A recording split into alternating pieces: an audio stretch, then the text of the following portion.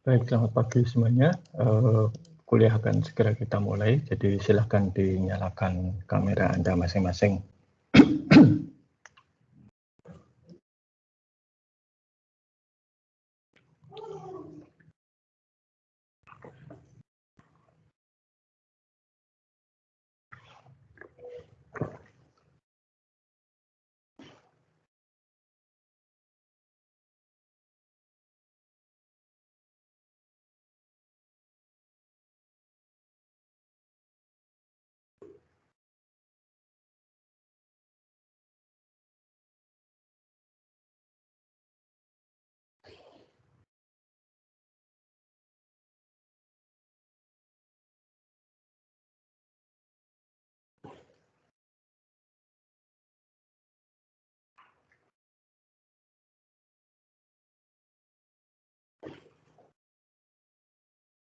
Oke, baik.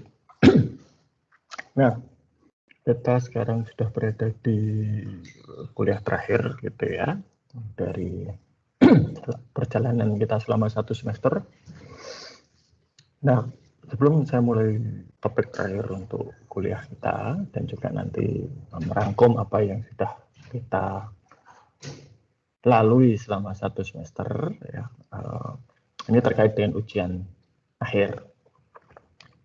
Nah, untuk ujian akhir, kisi-kisinya sudah saya berikan sebagian ya pada pertemuan sebelumnya.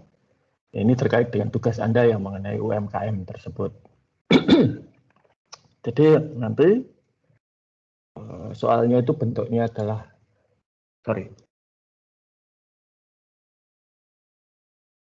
soalnya bentuknya itu essay, dan tiap mahasiswa nanti menjawab soal tersebut atau menuliskan jawaban berdasarkan UMKM yang diamati masing-masing. Jadi meskipun itu kerja kelompok, tapi kan tiap orang itu mengamati satu UMKM ya. Nah, jadi nanti silakan itu digunakan. Kemudian nanti pertanyaannya atau esainya itu terkait dengan tentunya UMKM itu sendiri, e-commerce, ya, dan strategi. Nah, jadi 3 itu ya tentunya strategi di sini terkait dengan sistem informasi, ya, bukan strategi yang lain, tapi sistem informasi. Jadi nanti silakan dipersiapkan. Jangan lupa nanti di dalam ujian itu Anda cantumkan sumbernya ya. Oke. Nah, Anda akan saya berikan waktu minimal 24 jam. Ya, jadi nanti soal akan saya buka minimal 24 jam sebelum jadwal ujian. Ya. Jadi misalnya jadwal ujiannya hari Minggu misalnya jam 8 pagi, maka soal akan saya buka hari Sabtu jam 8 pagi. Dan nanti dikumpulkan hari Minggu jam 10. Jadi minimal ada 24 jam. Atau ya kalau dihitung benar 26 jam waktu untuk mengerjakan. Ya. Oke. Itu mengenai jadi UMKM yang Anda amati, e-commerce dan strategi. Soalnya mengenai itu. Jangan lupa nanti cantumkan referensi ya. Oke. Nah, adakah pertanyaan tentang ujian akhir?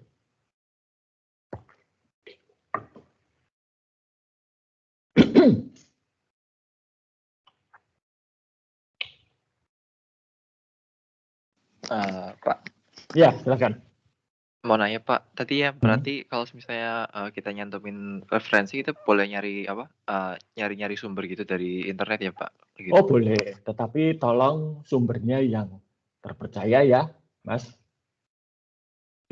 Jangan misalnya yang tidak terpercaya itu misalnya blog, itu tidak terpercaya. Karena apa? Blog itu saya bisa nulis apapun. Ya. Nah, yang terpercaya apa misalnya? Situs berita mainstream, situs berita yang ya terpercaya di Indonesia. Jadi misalnya samiajinews.com itu nggak terpercaya ya, karena tidak ada izin beredarnya di Indonesia kan. Tapi kalau seperti, ya saya terpaksa nyebut merek ini, Kompas, Kedaulatan Rakyat, Tempo, Detik, itu boleh. Ya.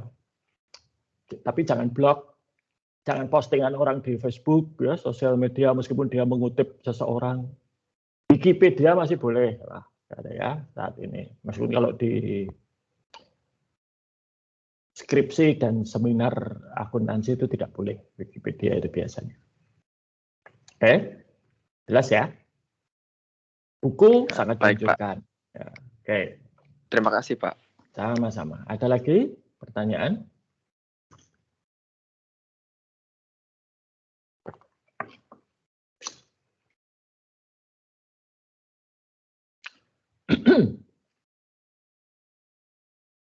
Oke, ya sudah. Nanti kalau ada pertanyaan bisa disampaikan melalui Microsoft Teams, tapi jangan tanya jawabannya ya. Karena jawaban dari masing-masing Anda akan berbeda-beda tentunya. Ya, kalau ada yang sama, padahal UMKM yang diamati berbeda itu kan lucu. Ya. Oke. Baik, kita lanjutkan saja dengan materi kita hari ini. Materi kita hari ini itu adalah mengenai manajemen proyek. Nah, sebetulnya analisis dan perancangan sistem itu kan sudah mulai dibahas ketika Anda dulu ke semester 1 mendapat sistem informasi pengantar, kemudian di sistem informasi akuntansi, dan kembali di sini di sistem informasi manajemen. Nantinya akan ada satu mata kuliah yaitu analisis dan perancangan sistem informasi yang bisa Anda ambil setelah mata kuliah ini lulus, ya, yang itu full selama 1 semester membahas analisis dan perancangan sistem informasi. Maka saya tidak akan terlalu mendalam di sini ya karena nanti dibahas secara lebih khusus. Bahkan project management itu mendapat porsi yang cukup banyak, 2 atau 3 pertemuan di analisis dan perancangan sistem. Maka materinya tidak akan tenang. Nah, secara umum manajemen proyek pengembangan sistem informasi itu tidak mudah. Ya, semua manajemen proyek itu tidak mudah. Tapi lebih tidak mudah karena sistem informasi sendiri itu produknya abstrak. Ya. Coba bayangkan begini, kalau misalnya kita lihat ke bidang ilmu teknik yang lain, manajemen proyek bangunan. Ya.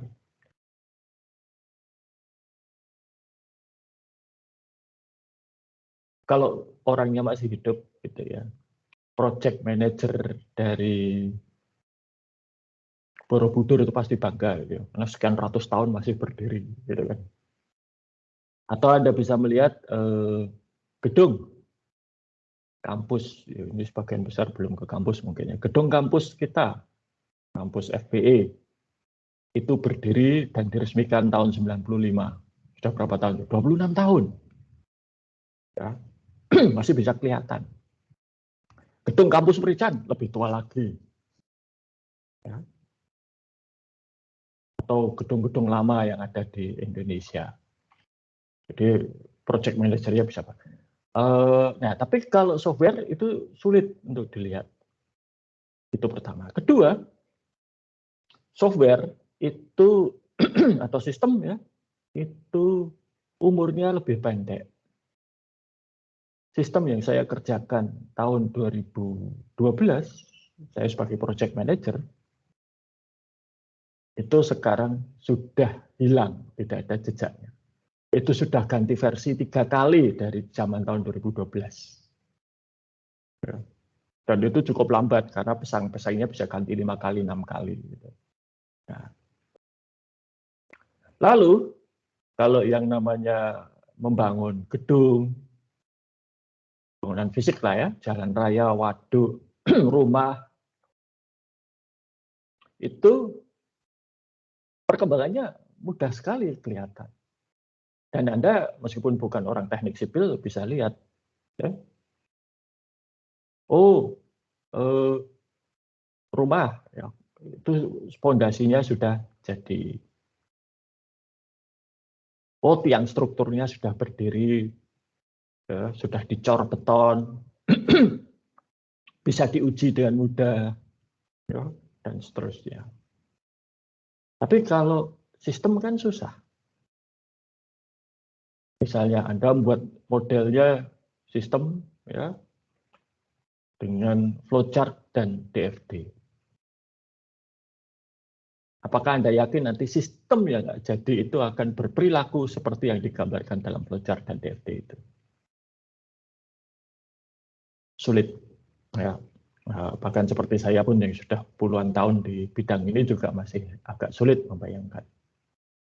Kalau kalian lihat cetak biru atau desain gedung, desain rumah itu ya, kira-kira nanti bangunan jadinya tidak jauh berbeda dari itu. Tapi kalau sistem informasi kan sulit.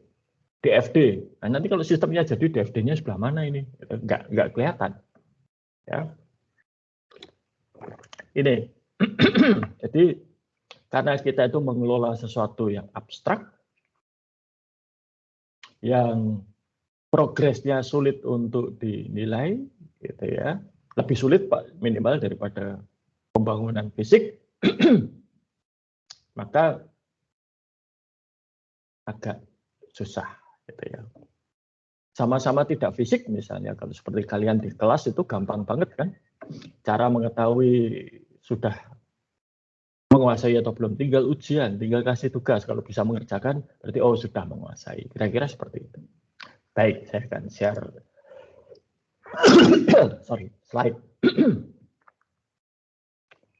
Baik, apakah sudah terlihat? Sudah, Pak. Baik, terima kasih. Oke, jadi mengelola proyek ya. Nah, 30-40% proyek pengembangan sistem informasi di dunia itu kategorinya runaway ya, atau bermasalah. Melebihi jadwal pengerjaan, ya, harusnya 1 tahun molor menjadi 1,5 tahun, tidak jarang terjadi. Dan kalau sudah molor waktu pengerjaannya, otomatis biaya akan naik. Karena apa? Karyawan harus digaji. Peralatan yang disewa harus dibayar. Dan pengeluaran-pengeluaran yang lain. Berjalan terus, meskipun proyeknya belum selesai. Ya. Lalu juga kategori bermasalah itu adalah sistemnya jadi, selesai, tetapi tidak kinerjanya tidak seperti yang diharapkan. Nah, ini mungkin Anda belum lahir atau masih terlalu kecil gitu ya. Dulu Microsoft itu mengeluarkan produk yang namanya Windows Vista di tahun 2007 kalau saya tidak salah ingat. Ya. Pertama, sebelum Vista itu yang populer sistem operasinya Microsoft yang populer itu Windows XP. Dan itu keluar sekitar tahun 2002. Mestinya Windows Vista itu keluar tahun 2005. Karena siklus pada waktu itu ya, siklus sistem operasi baru Microsoft itu tiap 3 tahun. Jadi kalau 2002 ya ke 2005. Namun akhirnya Windows Vista itu munculnya itu di tahun 2007 secara resmi. Jadi molor 2 tahun. Bisa dibayangkan berapa kerugian Microsoft di situ. Dan setelah meluncur pun, pada waktu itu banyak keluhan mengenai Windows Vista 1. Banyak perangkat yang tidak bisa bekerja dengan Windows Vista. Terutama waktu itu saya ingat betul itu adalah scanner. Banyak scanner yang tidak bisa bekerja dengan Windows Vista. Padahal di Windows XP baik-baik saja. 2, kinerjanya Windows Vista lambat. Bahkan dengan hardware terbaru. Sehingga ada orang yang beli komputer dengan spesifikasi yang terbaik pada waktu itu, terbaru, dan sudah termasuk Windows Vista, ketika diinstal ternyata kok lambat. Akhirnya orang itu menguninstall Windows Vista dan menggantinya dengan Windows XP. Ketika pakai Windows XP, cepat, lancar. Gitu ya. Sehingga banyak orang yang kembali ke Windows XP. Dan ini sampai sekarang Microsoft masih menanggung dampaknya. Ya. Oke. Berbeda dengan kemarin Windows 11. Ya. Ketika Windows 11 diluncurkan, itu tidak terlalu banyak masalah. Dan Saya sudah pakai Windows 11 resmi ini dari bulan Oktober ya, ketika itu pertama meluncur, sampai sekarang tidak ada masalah. Malah menurut saya kinerjanya lebih cepat, lebih ringan gitu ya. Dan ini dikonfirmasi oleh beberapa majalah komputer ya yang mengatakan memang rata-rata Windows 11 itu 2-3% lebih cepat. Tidak terlalu signifikan kenaikan kecepatannya, tetapi terasa. Ya. Oke. Nah, jadi bisa dibandingkan perbedaan Windows Vista dengan Windows 11. Oke. Nah, sistem itu juga bisa gagal. Ya. Kegagalannya apa? Pertama, tidak bisa menangkap sebetulnya yang dibutuhkan itu apa. Ya. Yang dibutuhkan itu apa? Yang dibutuhkan sistem penjualan, yang dibuat malah sistem persediaan, misalnya. Yang dibutuhkan itu penggajian, yang muncul malah hanya persensi. Meskipun persensi itu bagian dari penggajian, tapi kalau hanya persensi saja ya tidak memenuhi kebutuhan. Kemudian tidak bisa memberikan manfaat. Karena tadi misalnya lambat, sering error, ya bagaimana bisa bermanfaat kalau lambat dan sering error. Lalu software-nya sendiri atau sistemnya sendiri itu ruwet, ya, tidak mudah digunakan, sering salah-salah, dan seterusnya. Dan yang terakhir yang paling parah untuk era sekarang itu adalah data yang dihasilkan atau informasi yang dihasilkan itu tidak akurat dan tidak konsisten. Nah, ini jadi masalah. Nah, apalagi sekarang, seperti yang sudah saya sampaikan di beberapa minggu yang lalu, trennya itu adalah data-driven decision. Pembuatan keputusan berdasarkan data, tidak lagi pakai firasat, tidak pakai ilham, tidak pakai ramalan dukun, gitu ya, tapi berdasarkan data. Nah, ditengarai salah satu penyebab utamanya itu adalah manajemen proyek yang tidak baik. Ini akan menyebabkan biaya membengkak, waktu penyelesaian mundur, ya, kinerja yang tidak baik karena adanya upaya penghematan lalu banyak cutting corner, ya, cutting corner itu artinya membypass apa yang seharusnya dilakukan, dan gagal untuk mendapatkan manfaat yang diharapkan. Nah, technical shortfalls ini pernah dilakukan Samsung. Ya. Pada waktu itu Samsung mengeluarkan produk Samsung Galaxy Note 7. Ya, Note 7. Note 7 itu oleh Samsung dipaksa untuk segera meluncur sebelum iPhone. Jadi biasanya itu sebelum iPhone meluncur, Samsung akan meluncurkan seri Galaxy Note untuk tahun tersebut, dan tahun tersebut ada Galaxy Note 7. Nah, tim development Samsung itu melakukan shortcut, yaitu apa? Testing Galaxy Note 7 tidak dilakukan secara mendalam, secara komprehensif. Dampaknya apa? Ketika dan itu populer ya, Samsung Galaxy Note 7 itu hanya bisa dikalahkan oleh iPhone penjualannya. Jadi cukup populer. Terutama untuk orang-orang kantoran. Ketika diluncurkan ternyata ada masalah pada baterainya yang menyebabkan Samsung Galaxy Note 7 itu panas, bahkan dalam beberapa kasus terbakar dan meledak. Sampai-sampai ya, dulu itu semua maskapai penerbangan di seluruh dunia itu melarang penumpangnya membawa Samsung Galaxy Note 7 ini ke dalam pesawat. Kan dikhawatirkan nanti panas dan terbakar. Bahkan ke dalam kondisi dimatikan pun tidak boleh dibawa. Ya. Saya ingat betul Garuda waktu itu melarang. Jadi itu karena manajemen waktunya jelek, ya sudah mepet menjelang launching, ya sudah bypass saja testing baterainya belakangan. Nah, ternyata bahwa baterainya tidak benar. Ya. Oke. Lalu apa manajemen proyek? Manajemen proyek itu adalah aktivitas yang meliputi perencanaan. Setiap kali ada kata-kata manajemen itu pasti ada perencanaan, penilaian risiko, estimasi kebutuhan sumber daya, pengorganisasian kerja, penugasan, pengendalian eksekusi proyek, pelaporan kemajuan, dan analisa hasil.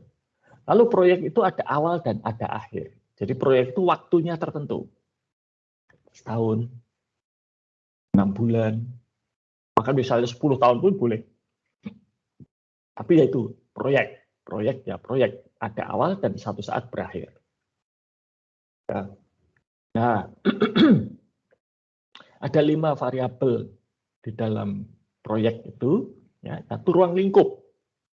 Semakin besar ruang lingkupnya, ya semakin lama proyek itu akan berlangsung. Membangun jalan kampung lebar 3 meter, panjang 100 meter, akan lebih singkat daripada membangun jalan tol Trans Jawa. Itu sudah pasti. Ya. Dan itu nanti juga ada rentetannya. Kalau jalan kampung 100 meter, paling izinnya pada penduduk kampung di situ saja. Tapi kalau jalan tol Trans Jawa, wah izinnya macam-macam. Roadnya juga macam-macam. Gitu ya. Waktu. Berapa lama waktu yang dibutuhkan.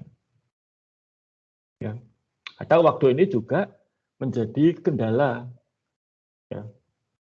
Sebelum tanggal ini harus sudah selesai, sudah diresmikan. Nah, ini sering sekali ini seperti Samsung tadi ya. Dan biaya. Semakin besar skopnya, semakin lama waktunya, otomatis biaya akan semakin besar juga. Ya, itu tidak akan terpungkiri. Lalu kualitas, mau kualitas yang seperti apa? Kalau jalan kampung yang 100 meter tentunya ya kualitasnya tidak perlu yang kelas bagus ya. Karena yang lewat paling sepeda motor, sepeda pickup, sesekali truk gitu ya.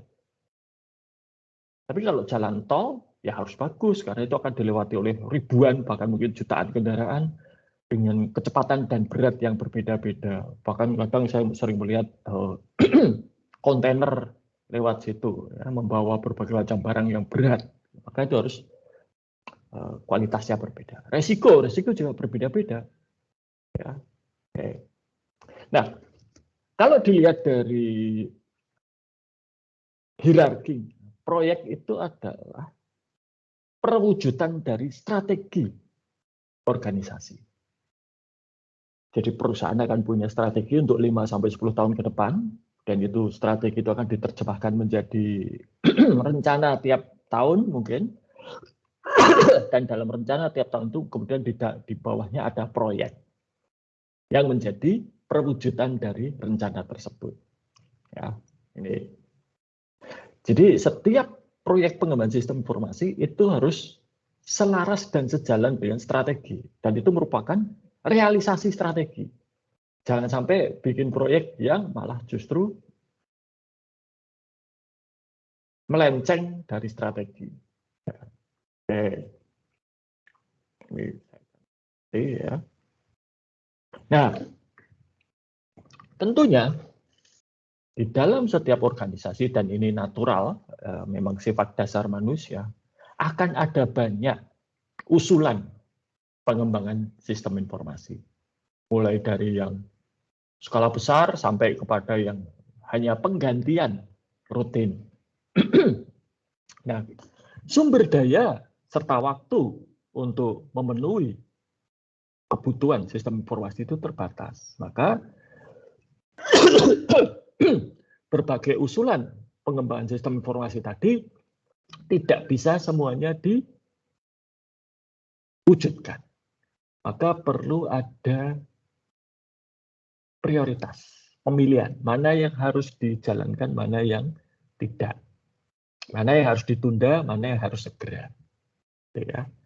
Nah, maka tiap proyek itu kemudian ada manfaat maupun ada risikonya. Yang bisa digambarkan dengan matrik seperti ini. Ada proyek-proyek rutin, misalnya seperti penggantian atau perawatan atau reparasi gitu ya. Ini risikonya rendah, manfaatnya rendah. Tapi harus dilakukan. Ya. Nih. Ada yang potensi risikonya besar dan manfaatnya rendah, sebaiknya dihindari, nggak usah saja. Ada yang risikonya rendah, manfaatnya tinggi, nah, segera dieksekusi. Nah, Yang di sini ini yang perlu. Kalau yang 3 ini sudah tutup mata jalankan, gitu kan? Ya, ini jalankan untuk ditolak, ini jalankan seperti biasa, ini ya segera dieksekusi. Tapi yang ini resiko tinggi, manfaat juga tinggi. Ini bagaimana?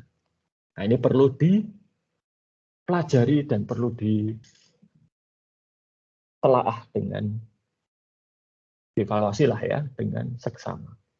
Kadang-kadang ada proyek yang risiko tinggi dan manfaatnya tinggi ini penting untuk perusahaan. Contohnya, ketika Netflix itu memutuskan mereka berubah bisnisnya.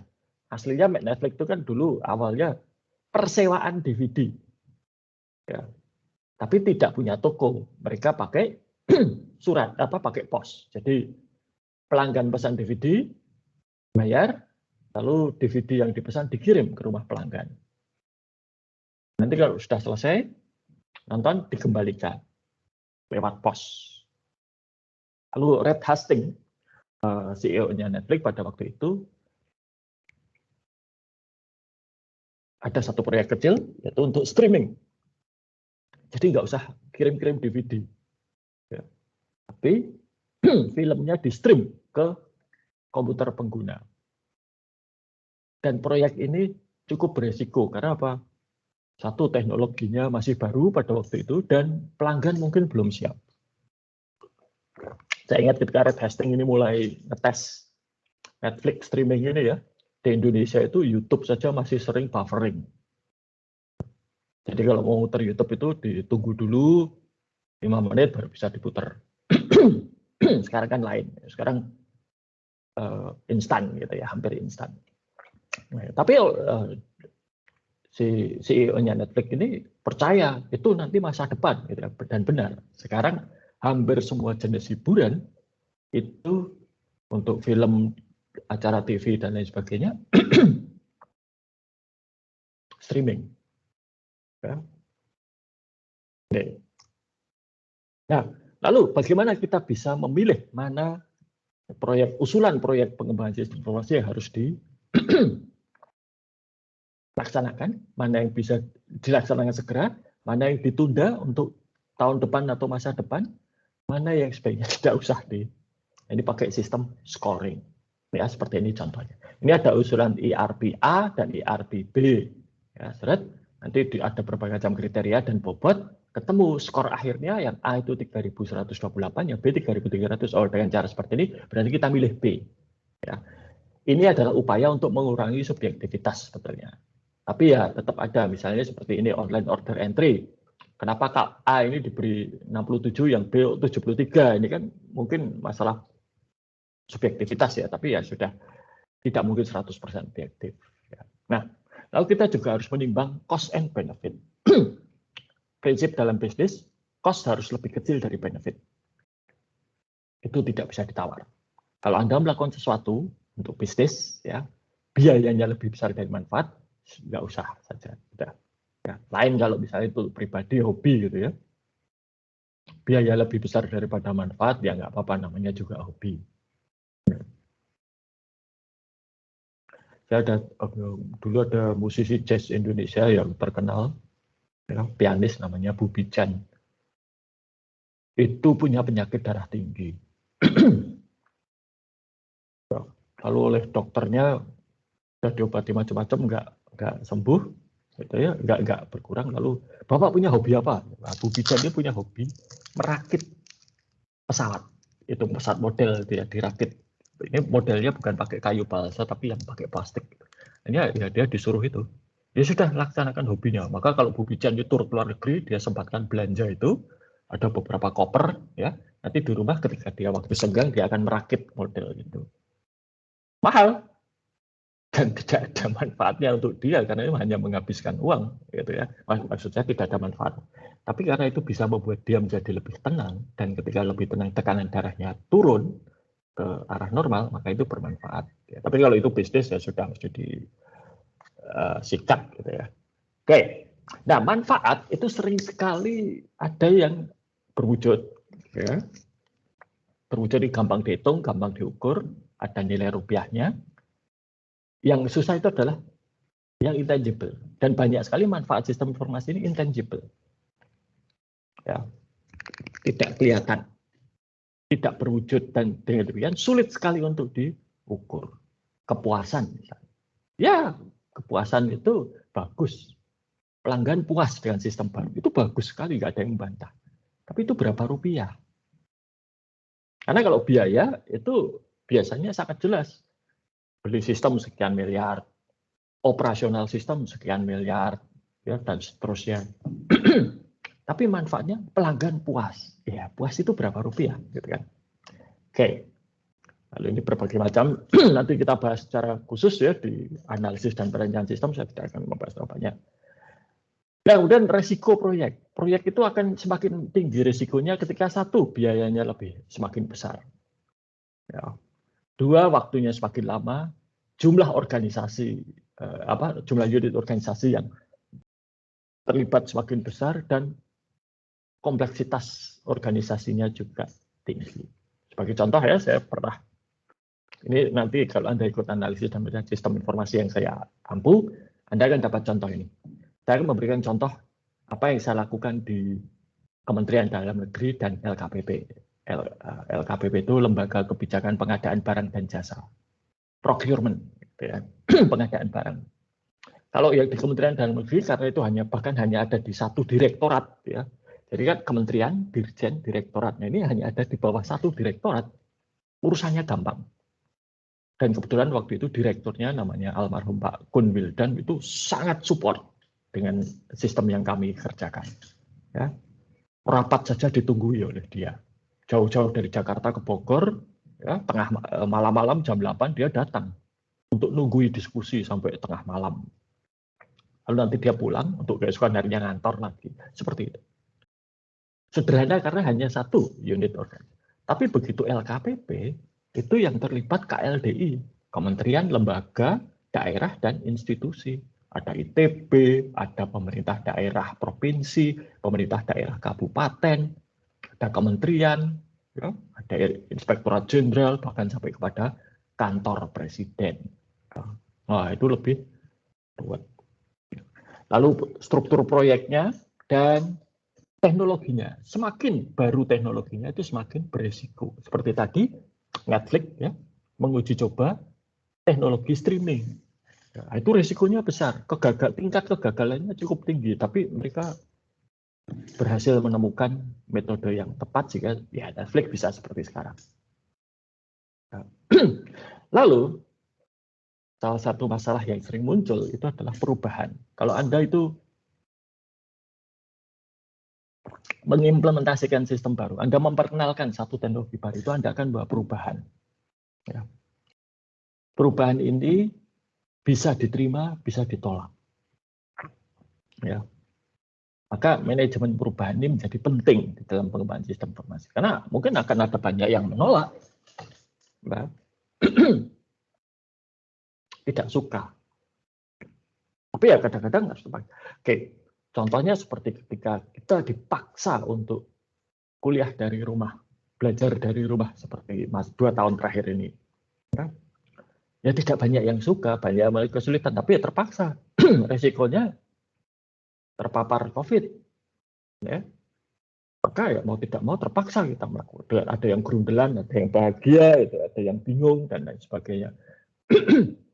Itu adalah contoh perubahan. Tapi tentunya kalau kita memperkenalkan satu sistem kan tidak bisa seperti COVID yang bisa memaksa, ya, tidak semuanya bisa memaksa. Maka ini perlu manajemen perubahan yang sederhana, yang tepat. Bahkan sistem sederhana pun bisa ditolak. Saya ada contoh dulu ketika saya melakukan penelitian, seorang manajer, seorang direktur lah di sebuah perusahaan, dia direktur baru. Tadinya perusahaan itu perusahaan keluarga, lalu si pemilik yang sekaligus direktur merasa sudah capek, dia cari direktur baru, ya, lalu akan dibuat perusahaan itu menjadi lebih profesional. Langkah pertama direktur baru itu adalah membuat sistem persensi. Persensinya itu sederhana. Masuk kantor, persensi, keluar kantor atau pulang, persensi. Sehingga dia punya catatan, anak buahnya itu di mana dan kemana. Sebab kalau tugas keluar itu kan ada uang bensinnya, itu supaya gampang di-track. Sederhana lah sebetulnya. Tidak terlalu ruwet. Tapi apa yang terjadi? Para karyawannya menolak. Mereka merasa, biasa ini nggak pernah nyatet kok, sekarang nyatet. Ya. Tapi karena dia direktur berkeras. Karyawannya juga berkeras, tidak mau. Lalu mereka mengadu kepada pemilik.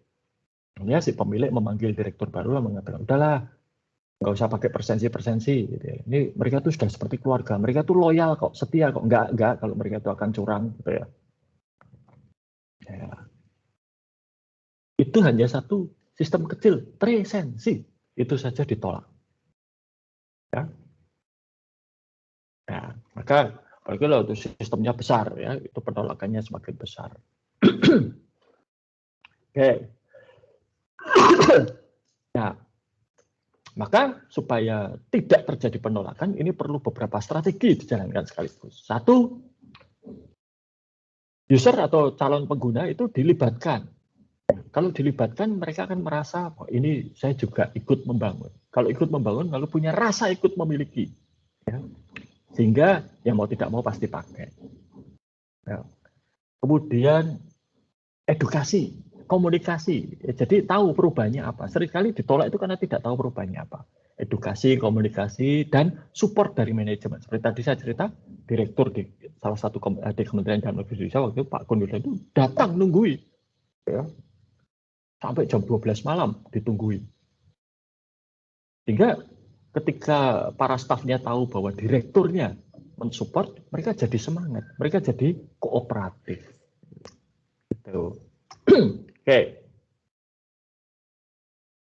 Lalu untuk perencanaan itu ada alat bantunya, ya biasanya dipakai ini, Gancar, Per, dan lain sebagainya. Ya. Tapi itu nanti akan kita pelajari di.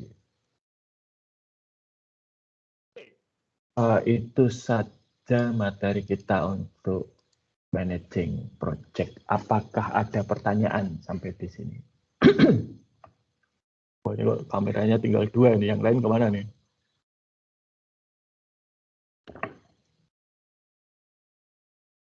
Oke. Nah, kalau tidak ada, saya teruskan ke penutup gitu ya. Nah, mata kuliah sistem informasi manajemen itu tidak pernah dirancang bagi Anda yang orang akuntansi untuk menjadi ahli IT. Hanya 1 semester itu tidak akan pernah bisa ya. Untuk menjadi ahli itu butuh ribuan jam ya, untuk bisa menjadi seorang ahli. Nah, tetapi mata kuliah ini tuh dirancang bagi Anda untuk memberikan Anda pengetahuan bahwa tiap masalah bisnis itu ada solusi teknologinya. Hanya sekarang permasalahannya adalah solusi teknologi seperti apa yang tepat. Maka Anda diberi contoh misalnya, kalau untuk menangani logistik atau supply chain ada sistemnya. Untuk menangani relasi dengan konsumen ada sistemnya. Tapi yang mana yang akan dipakai? Lalu mengevaluasi teknologi itu, apakah mau pakai yang terbaik, termahal, atau yang murah, atau yang bagaimana? Orang IT murni itu biasanya ada di 2 kubu yang saling berseberangan. Di satu sisi ada orang yang pokoknya cari yang murah-murah sajalah, gitu. Kalau bisa yang gratisan.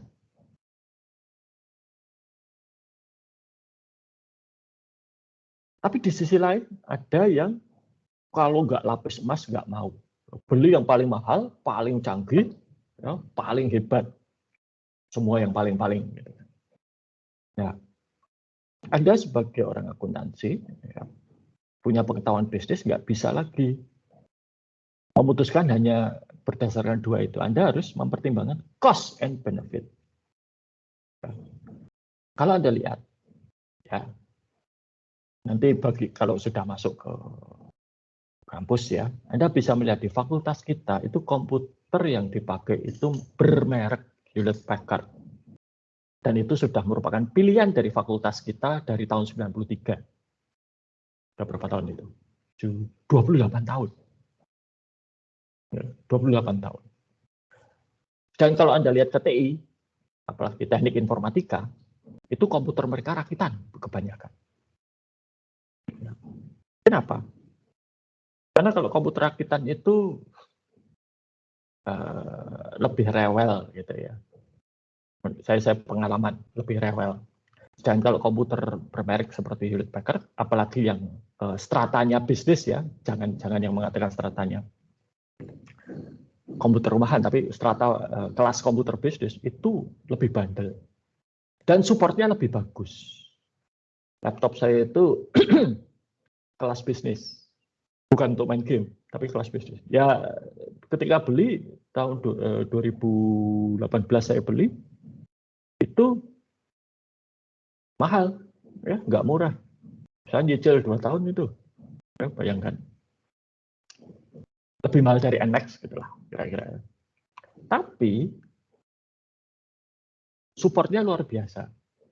Kemarin laptop saya itu port HDMI-nya, jadi yang nyambung ke monitor eksternal. Saya kan sering nonton film diputar di laptop saya sambungkan ke TV yang lebih besar.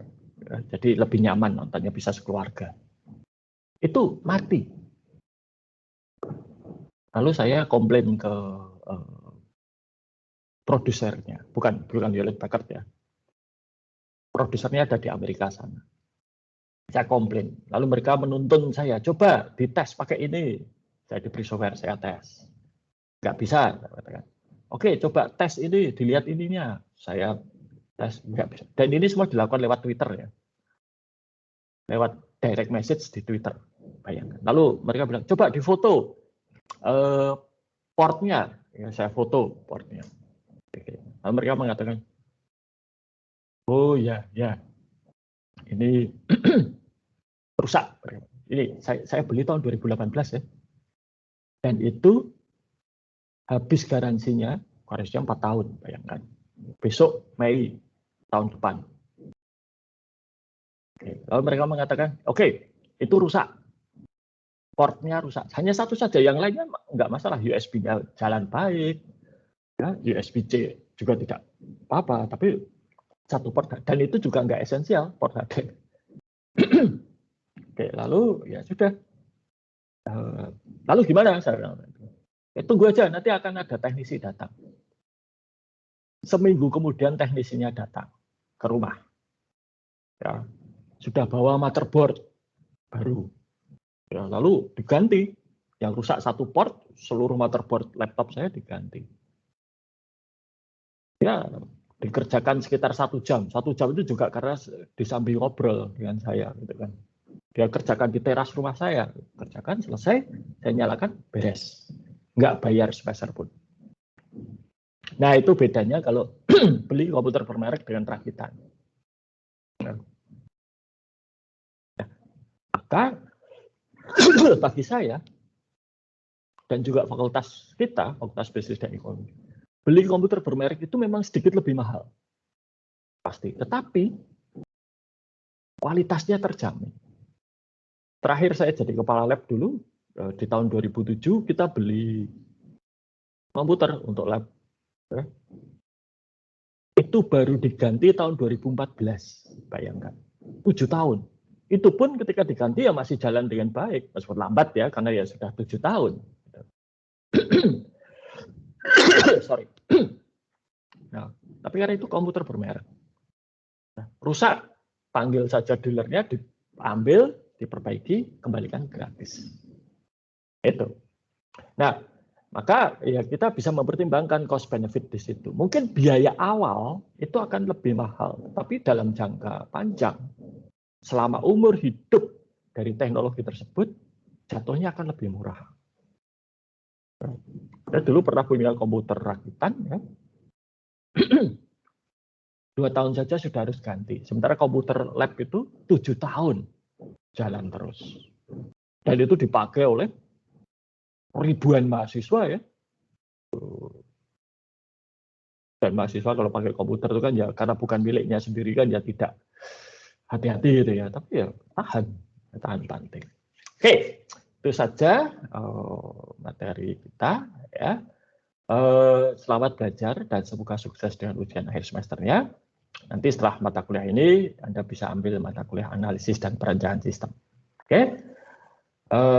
Sampai jumpa di lain kesempatan. Harapan saya tidak ada yang ulang gitu ya, dan tetap jaga kesehatan dan semoga sukses. Selamat pagi.